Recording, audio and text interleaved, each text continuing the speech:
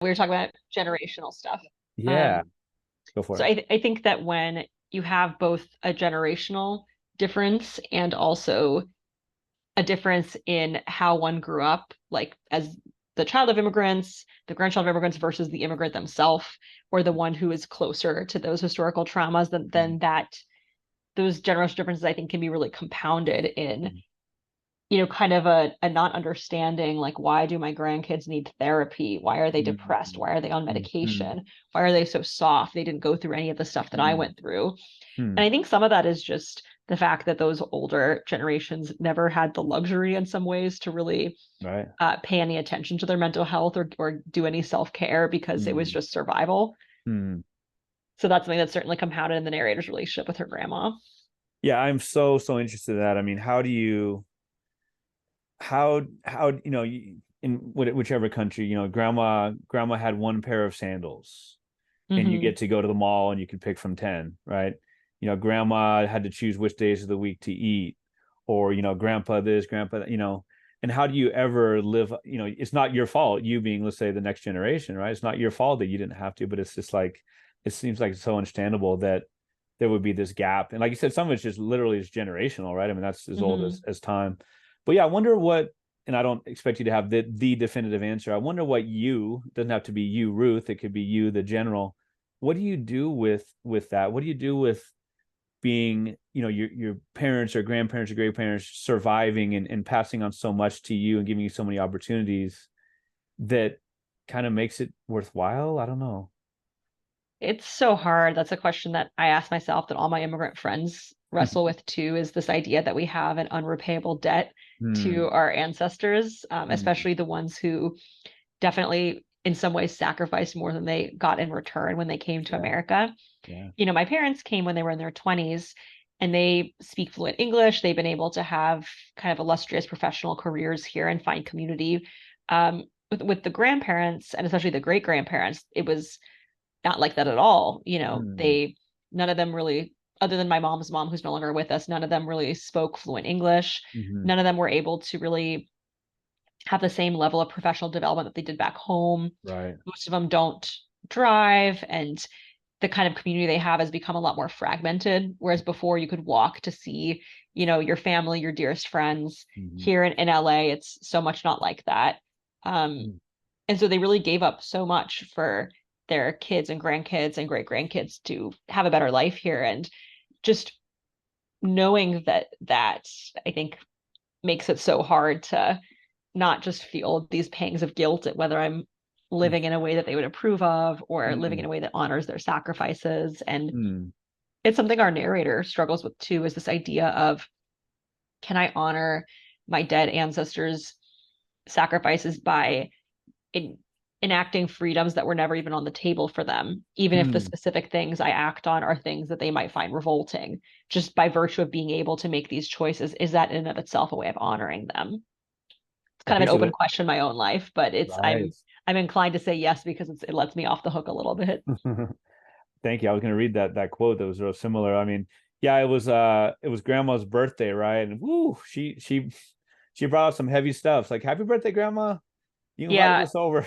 yeah. I mean that's such like a Jewish post-Soviet orientation toward life, is to just like drop the heaviest shit on people. Like, haha, remember that time that my aunt died of a kidney infection and her like impotent ex-husband, buried buried her in some like far off cemetery while he gave all her jewelry to his mistress. Haha, have some more food. Oh man. I wonder about the father and the lack of his real presence in their lives, and I mean, playing amateur psychologist a little bit here about how that affected Debbie and the narrator, and just kind of like the way that they acted out. So their father is very much absent. He is not technically divorced from their mom, but Mm, he is mostly a non-entity, and he doesn't make a ton of effort to know his kids after he moves out when they're teenagers. He takes them out for lunch sometimes. He sends them checks on Hanukkah and their birthdays. He'll call them once in a while, but they sense his lack of enthusiasm toward parenthood and just mm, kind of ghost him. And he goes along with that. He doesn't really push the subject too much. Um, And part of it is that he feels like a martyr for, quote unquote, dealing with their mom and her mental illnesses for as Mm. long as he did, for really being her primary caretaker for a long time as she was in and out of the hospital with various psychotic episodes. And eventually he just can't take it anymore. And I think he has this sense that he deserves to have a happy life away from chaos. And Mm. we all want a happy life away from chaos. You can't blame Sure. him for that. But it involves really disentangling himself from his dysfunctional family in a way that leaves his two daughters feeling like they don't have a father. Mm. Debbie is with Dominic, who's just kind of Mr. Right Now, I guess, right? In Mm-hmm. some ways, he's, plays music and yeah, that kind of stuff. And but Debbie tells her sister like, "Hey, let's be real. Like all relationships are transactional." And that probably throws the narrator off because she's like, "Well, Ronnie's kind of the right guy, or maybe, or I'm not really sure."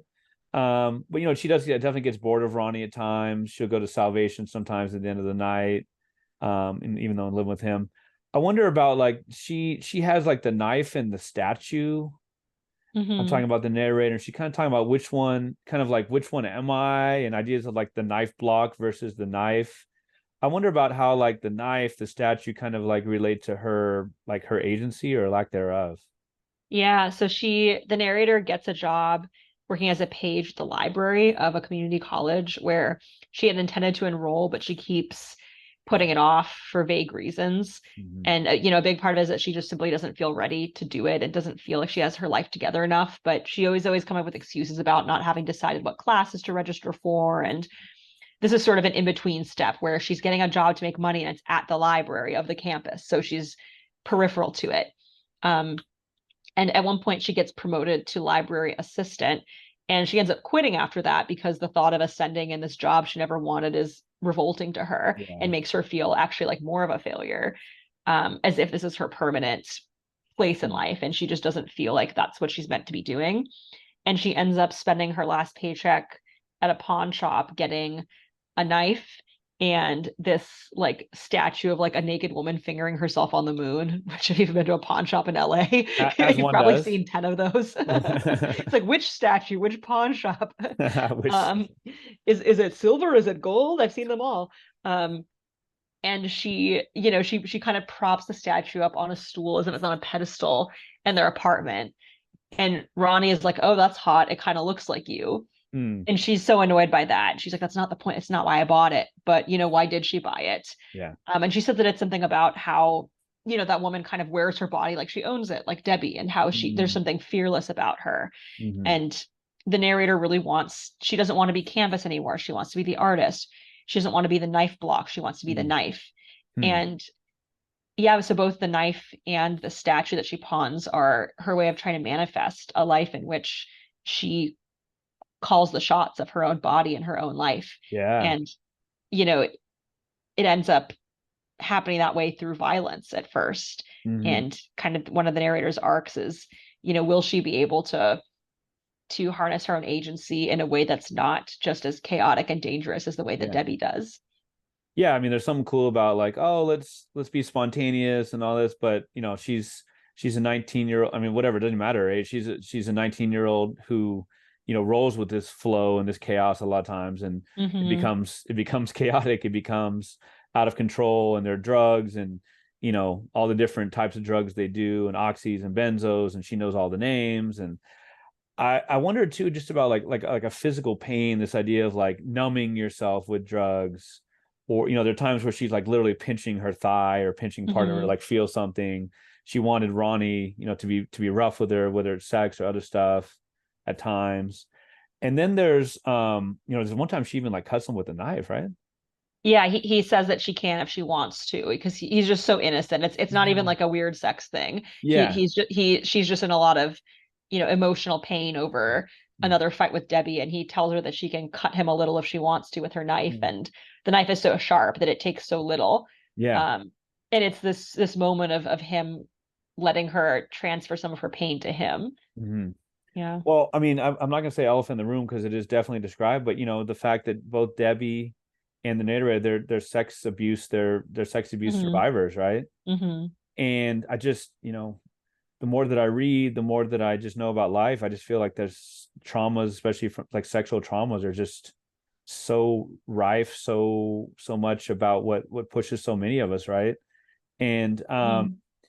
Debbie didn't really feel like she was a victim, right? Not like in the cool, like feminist way, like I'm not a victim. Maybe it is, but I wonder if you could kind of describe her, like how she felt that she wasn't necessarily a victim, while the narrator definitely was. The narrator was 9 years old, and it was Yeah. handyman at the apartment, all that, and who knows how many scars she's not even aware of that she has from that. But yeah, just like, is Debbie just like, I'm gonna be tough, I'm gonna get through everything, I will survive this? Why is it she's so slow to realize that she was a victim?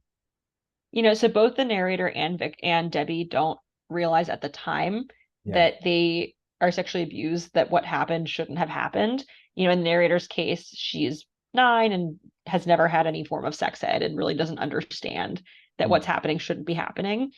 And with Debbie's case, she's 16. It's with her like pediatrician, but not in the context of a doctor's office, in the context of Debbie already working underage at a strip club and him just Mm. showing up and being a customer. And, she sees it as an affair that they're having Mm. where they're sort of seeing each other for a while. And I think both of them have trouble, both Debbie and the narrator have trouble recognizing themselves as victims because they think that they asked for whatever it was. They think that they were willing participants in whatever it was. Mm. Mm. The narrator has a lot of shame because even though she was a kid, and I think that the lines there are pretty clear that, whether you are quote unquote like okay with it or go along with it or not as a kid, obviously it Mm. shouldn't be happening. But Mm. I think that she feels a lot of shame over the fact that she let that happen to her and that, she saw herself as a willing participant and thought that that made her in some ways even more fucked up than the transgressor. Mm. Um, and, I was interested in the way that these sort of slipperier forms of sexual abuse can compound someone's trauma response, where even though I think we understand that, a 16-year-old and her pediatrician, that's obviously really fucked up. And same with a 9-year-old and any adult. But Mary Gaitskill has this really interesting essay. I'm forgetting the title, but she talks about how she's been raped, I think, 3 times. And the time that was what I think we might think of as the most sensational or violating, which was where, it was like a stranger in an alley with a knife kind of thing, was in some ways the least traumatizing because she had an easy name for it and it was Mm. easily categorizable. Mm. And it's the experiences with people, or where, she felt coerced, but not at knife point, just kind of by societal pressures or interpersonal pressures, that those are the ones that can often feel the most psychically damaging because you don't know what to call it. You don't know what um your own level of complicity is. And like, of course, I don't think there is a level of complicity there, but I think that it's really easy to go down that path of what you could have done differently. Mm. Whereas when it's a stranger in an alley with a knife, the only thing you could have done is not be in that alley. Mm. Um, Mm. and so with both the narrator and Debbie, they have a lot of trouble seeing themselves as victims because they feel like they made decisions that led them to those places. And that sense of guilt and shame definitely does reverberate in Mm. the rest of their arcs in the book. Well, yeah, getting to the point in the chronology where I, kind of leave it alone because I don't want to get into the plot spoilers. I mean, it's um, it's such an interest. The plot is so cool. It's broken into 4 parts. The book is, and there's so much change. I do want to talk about the codependency part of it, right? I mean, Ronnie is saying like, hey, basically, he may not put the word to it, but he's like, hey, this is a codependent like relationship Mm-hmm. with your sister. Like, this is not good.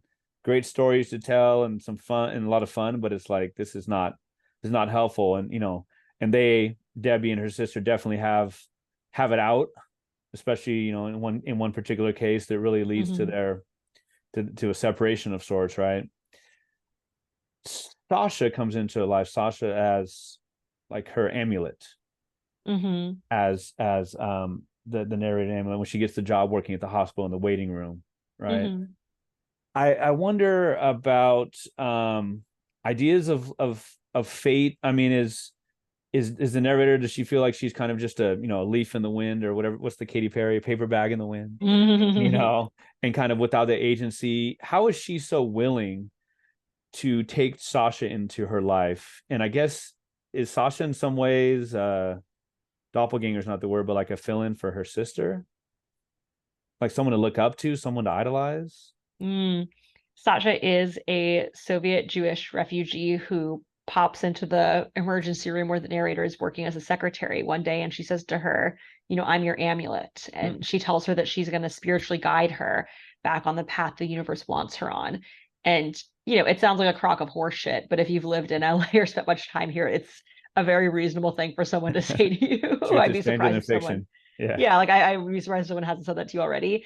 And the narrator recognizes that this sounds like an absolute grift, but Sasha is beautiful and alluring, and they have really interesting conversation. They go on this walk around East Hollywood, and they really vibe. And the narrator kind of thinks like, well, even if this is a scam, I like the idea of having a friend. This Right. person doesn't want money from me. She just wants to Mm. guide me in her own way, and she finds herself trusting her.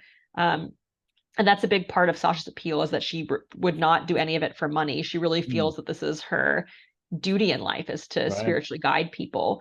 Um, and so, yeah, they embark on this psychosexual, uh, spiritual guidance relationship with very ambiguous power dynamics. And Mm. in a lot of ways, Sasha helps the narrator embrace her own agency and act on her desires, even if they're unruly.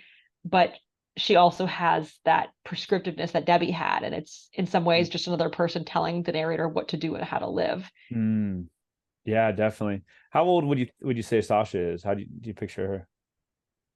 I would say she's around Debbie's age. Okay. Yeah, yeah, So just a couple years older than the narrator. definitely. There's, they even take a trip to Moldova, to parts of Russia, I Mm-hmm. think later on. And there's the cemetery, and there's incredible images and just thoughts that are put in the reader's head. The Jewish cemetery, and it's often been neglected, and whose name is that there, and just Mm-hmm. ideas of what would their lives like, and going to the same ideas we've been talking about with grief and traumas and generational, passing on things from generation to generation. The I guess I get, so you talked about like the psychosexual, like there's such a contrast, because when they go to Moldova and parts of the former Soviet Union, there's very strictly anti-LGBT, right? Mm-hmm.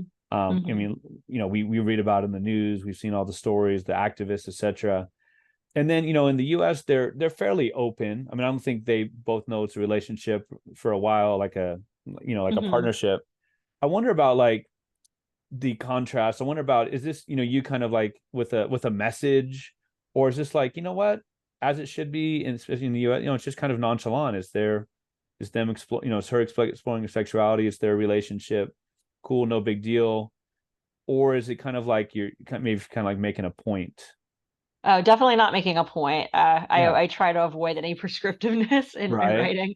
Um, yeah, I think that their relationship evolved naturally in the writing process. I definitely didn't know when I wrote the character of Sasha that there would be, well, I knew that there was kind of a spark and a flirtation instantly, but I didn't know if it was going to be acted on, and if so, in what way. Hmm. And yeah, I think that in the US, where most of their uh friendship takes place, there isn't this same need to put labels on it. And there is this kind of safety and exploration, especially in Los Angeles, can be Hmm. a very queer city. Hmm. But when they go to Moldova, suddenly they have to be very buttoned up and can't do anything really that would suggest that they might be more than friends. Hmm. Um, and, the former Soviet Union, all those countries are still very, very anti-gay. And, in the years since I drafted this novel, now Russia has these very intense anti-gay propaganda laws that Hmm. before the idea was that you can't have any gay propaganda, which is anything that um, makes, queer life be shown in a positive light Oh boy. that children could access. And now even adults, I think, are could be seen as the victims of gay propaganda, where even adults can't Hmm. handle positive depictions of queer life. Wow. Um, so yeah, very, very unsafe place for them to be out. Oh my gosh. Well, what are the odds? Like, apparently there are no queer or gay people in the former Soviet Union, Yeah, huh? not a single one. Yeah, Wow. interesting. Yeah. Crazy, crazy coincidence. Yeah. The we talked about the grief and the traumas. There's some great lines. One of them is Debbie says, this is early on in the book. Golems are alive, but incompletely. Their souls are unstable. They can be a force of protection or a great destruction. I feel like that could be talking about her. That could be talking about what people do with traumas. Can be a force of protection or a great destruction. Page 108, again, in my particular copy, and it's just the ifs, the ifs, and it's so moving. I'm not going to read the whole thing, but it's basically, quote, if our great grandfather hadn't been murdered, would Debbie have climbed the railing? This is one of the stunts she'd done, right? Like at the Salvation Bar. If our mother hadn't internalized these stories, would Debbie and I have finished the movie and gone to bed? If our mother wasn't unreachable, if our father had loved us enough, and then it becomes this fragments. If the pediatrician hadn't, if the handyman hadn't, I was just so struck by that. And again, it engenders sympathy, empathy, for mom, for example, and just the whole like butterfly effect, right? Without giving away the ending, I feel like, and not in a cheap, cheesy way, and in a way like, I want to know more. This book is so good. Do you anticipate telling more of Sasha's story, more of the narrator's story, more of Debbie's story, more of maybe like a prequel? Do you feel like there's any more material here, whether it's these literal characters or the issues that come up in this book? I wonder. I've thought about that a lot. I think we don't see a ton of sequels in literary fiction. Yeah. I mean, one big exception being like Elif Batuman's books like The Idiot and Either Or, which go so well together. I think there's supposed to be another one, and I mean, we're all eating that shit up. Right. I think there's definitely still a lot of texture to explore with these characters. I don't know if I'll do it in another book. And I think a lot of that has to do with the fact that just, only a few months out from having a baby, the thought of writing any next book feels so just almost impossible, even though I know I want to get to it soon. Just imagining having the time to do it and the brain space to imagine whole worlds feels very hard. But yeah, so I don't know. I mean, I think my first thought is to kind of try to find new voices and to get into my head. But I certainly do feel like there's more here, and I am very into the narrator's voice still, and would love to write more from her perspective. And I think that's the hard part of writing a new book, is getting a different voice in my head. Well, yeah, I mean, the writing is beautiful. I did some of the beautiful phrases, the paragraphs, the excerpts. The plot is very, very interesting, very LA in some ways, and detectives involved, and the medical. We didn't even talk a lot about the about benzos and opiates and the epidemic and fraud and ways that people get their pills and sell their pills. Just the salvation stories alone are worth the price of admission of the book. And with a book that's often so chaotic, it does, like talk about, kind of end on a quiet note, and I mean that in the best possible sense. So the book has everything, and there's great reason that it's all over USA Today, NPR, LA Times. Oh, thank you. Long way of saying congratulations. Thank you so much. Yeah, it's funny. Maria Kuznetsova, who's another incredible post-Soviet Jewish writer, she wrote the books Oksana Behave and Something Unbelievable. Okay. She interviewed me for Full Stop, and she asked me, is the reason it's called All Night Pharmacy because the book is like an all-night pharmacy where it's a mystery, it's a queer coming of age story, it's an immigrant story, there's all kind of shit in here, just like an all-night pharmacy, you could find anything. And I thought that was so brilliant and so funny. So now I'm telling people that's why it's called that, even though she fully told me that like 3 weeks ago.